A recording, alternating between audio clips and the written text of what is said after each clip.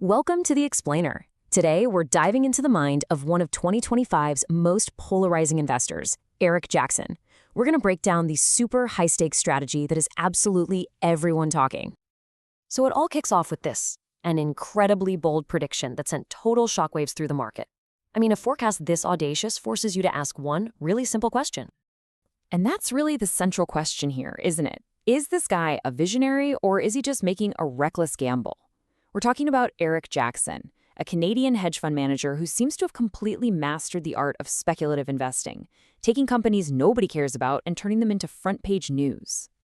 He's been called the meme stock alchemist. Think about that, turning market skepticism into just explosive returns. Jackson is the founder of EMJ Capital, and he's become famous for targeting assets that the market has basically written off.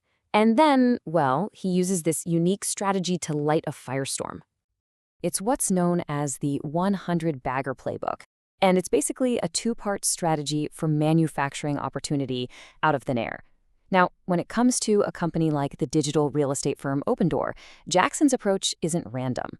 Oh no, it is a calculated playbook, and it's designed to engineer a massive return. So how does he do it? It's this powerful 1-2 punch. First, step one, he comes in like a classic activist investor, right? He pushes for changes at the top, a seat on the board, all to unlock shareholder value. But then, and this is the real kicker, comes step two. He takes his case directly to the public on social media, creating this compelling story that draws in a whole army of retail investors. And just look at the results with Opendoor in 2025.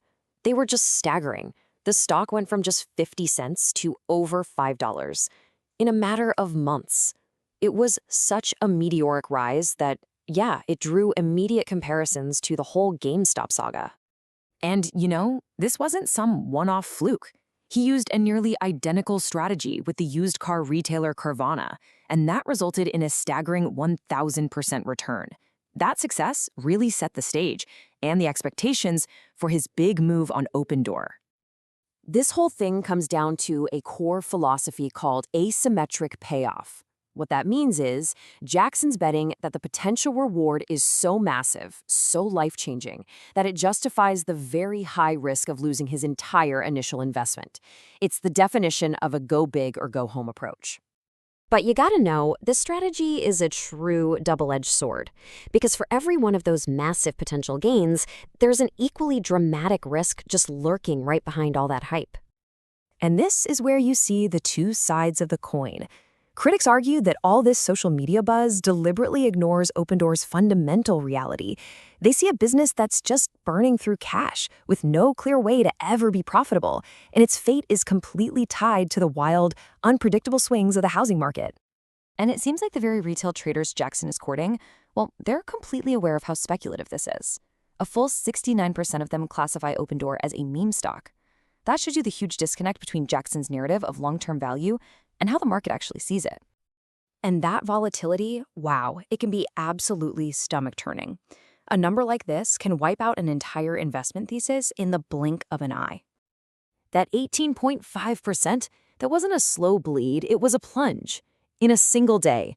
It's the perfect example of how fragile these meme-driven rallies can be and just how quickly those massive gains can get wiped out when the sentiment shifts. So now he's moving beyond just memes, applying that same high-risk playbook to the next frontier. See, Jackson's strategy isn't limited to just one company.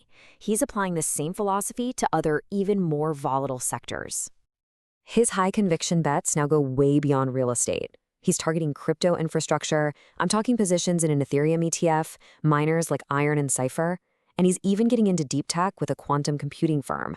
And yep, he's labeling these as potential 10-baggers, using the exact same logic. The market, he says, has fundamentally mispriced their potential, just like he argued with Opendoor. All of this really points to a new era of speculation. So you have to ask, what does this mean for the future of investing? Jackson's approach might just be a sign of an evolving strategy, one that's perfectly tailored to our fragmented, social media-driven market. He's essentially created a whole new blueprint for capitalizing on what he sees as market inefficiencies. But it is a blueprint that requires an iron stomach for risk and a deep, deep understanding of the powerful force of social media sentiment. Ultimately, his entire philosophy is rooted in this one powerful idea. You shouldn't fear volatility, you should embrace it. He sees it not as a risk to be avoided, but as a tool to be harnessed for generating those incredible, outsized returns. And this leaves us with a final, and I think crucial question. As this new era of high-risk, high-reward investing continues to unfold, in a world of meme stocks and social media hype, what really is the difference between a calculated investment and just an outright gamble?